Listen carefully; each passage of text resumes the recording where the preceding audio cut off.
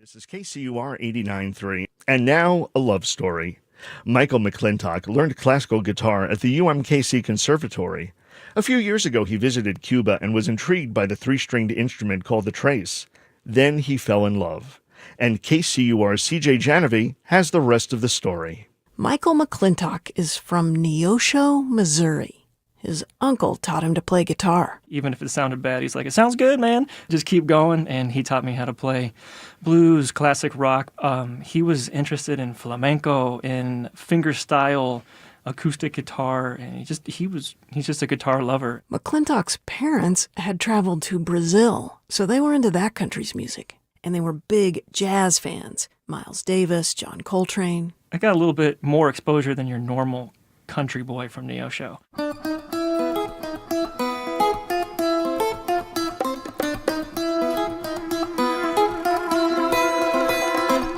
In Kansas City, he learned more about Latin American music from his guitar teachers at the conservatory. Kansas City is a special town for Latin music and a lot of other stuff, especially now compared to when I moved here in 2002.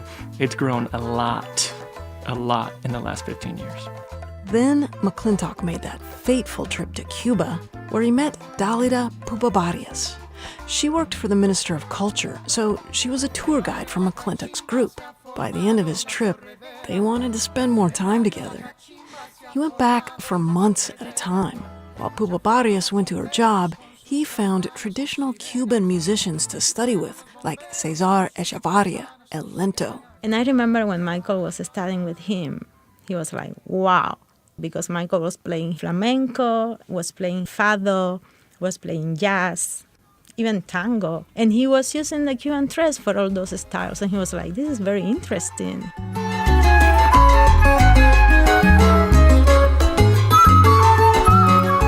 She tried to talk McClintock into moving there, but a kid from Neosho making it as a musician in Cuba would have been tough. We were so in love, we were suffering a lot, being far apart. Pupabarias moved to Kansas City, and they got married.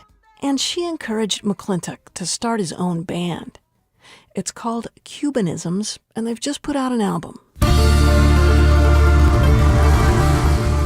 None of the musicians is actually from Cuba, but Nico Spears is very, very well versed in rumba.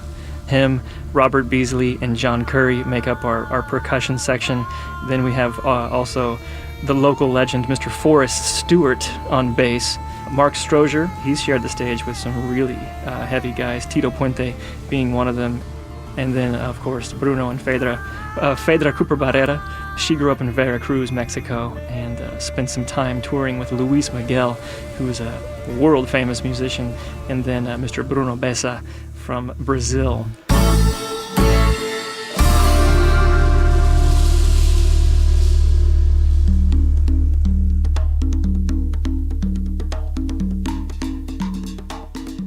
Bruno Bessa says that blend of cultures is what makes the record work.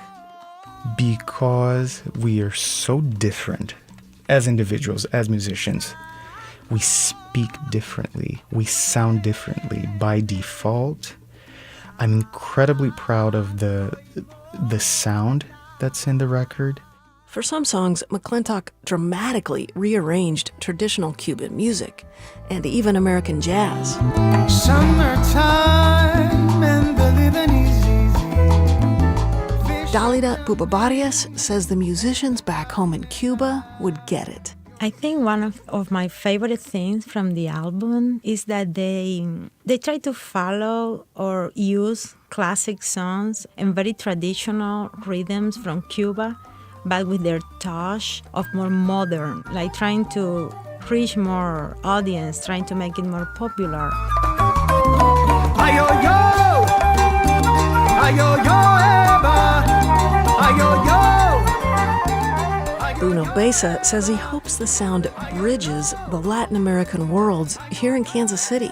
Maybe if people feel the different nuances in the record, when they listen to Fedra singing with her Mexican accent, they hear my Brazilian accent, but they hear the beautiful tris played by Michael. I hope that makes them opened and it'll make them dance.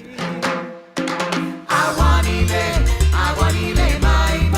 Michael McClintock says that's the thing about Caribbean music. It swings. It swings. It swings like when you hear a good Count Basie tune. It's just like, whew. That's the universal language, like love. For KCUR 89.3, I'm CJ Janovy.